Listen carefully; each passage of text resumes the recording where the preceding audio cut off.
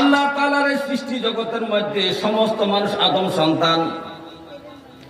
এই আদম সন্তানের জন্য দুইটা স্থান আল্লাহ নির্ধারণ করেছেন, একটা জান্নাত, একটা জাহান্নাম। যারা ঈমানদার মুমিন মুত্তাকি মুসলমান হইবে তাদের জন্য জান্নাত উপহার দেওয়া হবে, পুরস্কার দেওয়া হবে। যারা ঈমান আনবে না, গুনার কাজ করবে, অন্যায় অপরাধ করবে, চিরস্থায়ীভাবে তারা জাহান্নামে শাস্তি ভোগ করবে। তাহলে আমাদের পুরস্কার তিরস্কারের জন্য দুইটা জায়গা আছে, জান্নাত এবং জাহান্নাম। পুরস্কার হিসেবে জান্নাত, তিরস্কার হিসেবে জাহান্নাম। হে আমার ভাইও, এই দুনিয়ার মানুষের মধ্যে কয়টা ভাগ আছে? একটা হলো মুমিনের দল,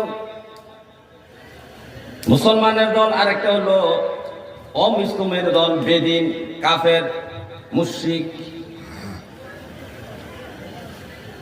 এই দুইটা দলের মধ্যে মধ্যম একটা দল আছে, এই দলটাকে বলা হয় মুনাফিক।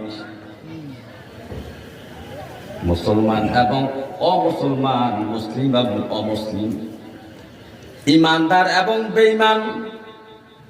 ইমানদার এবং বেঈমানের মাঝে একটা দল হলো মুনাফিক। আর এই মুনাফিক সম্প্রদায় সৃষ্টি হবে মুসলমানের মধ্য থেকে, কোন কাফেরের মধ্য থেকে নয়। মুসলমান কোন ইহুদি খ্রিস্টানের, মুনাফিক জাতি কখনো ইহুদি খ্রিস্টান, হিন্দু বৌদ্ধ খ্রিস্টান থেকে হবে না। মুনাফিক জন্ম হবে, সৃষ্টি হবে, দল হবে মুসলমানদের মধ্য থেকে।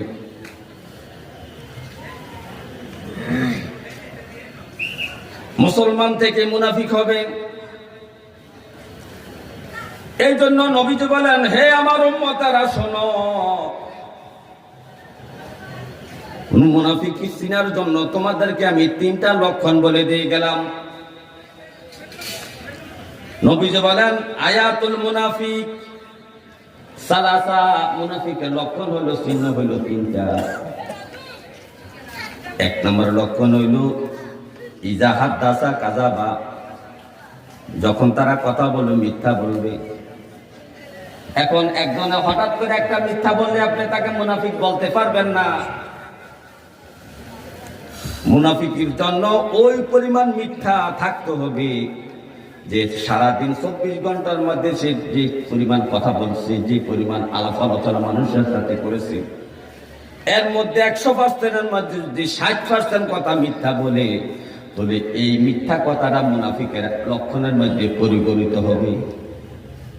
তার মানে মুনাফিক ব্যক্তি সারাদিনে যতগুলা কথা বলবে এর মধ্যে